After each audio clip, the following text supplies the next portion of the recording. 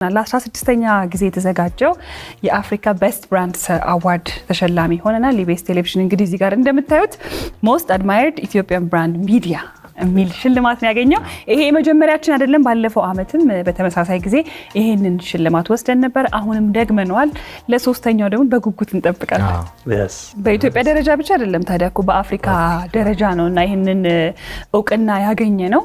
ቀላል ነገር አይደለም። ዝም ብሎም የመጣ ነገር አይደለም። ብዙ ተሰርቶበት ተለፍቶበት ከዛ ደግሞ ለዚህ ደግሞ ምላሹ የሚሰጠው ህዝብ ነውና ተወዳጅ የሆነ ሚዲያ መሆኑን ያስመሰከረበት ጭምር ነው።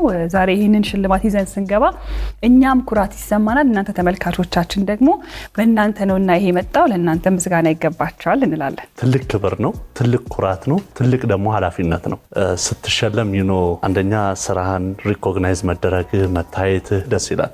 ሌሎች ደግሞ ኢትዮጵያ ላይም ያሸነፉ ብራንዶች አሉ። እነሱንም እንኳን ደስ አላችሁ ማለት እንፈልጋለን። ለኛ ደግሞ እንኳን ደስ አላችሁ።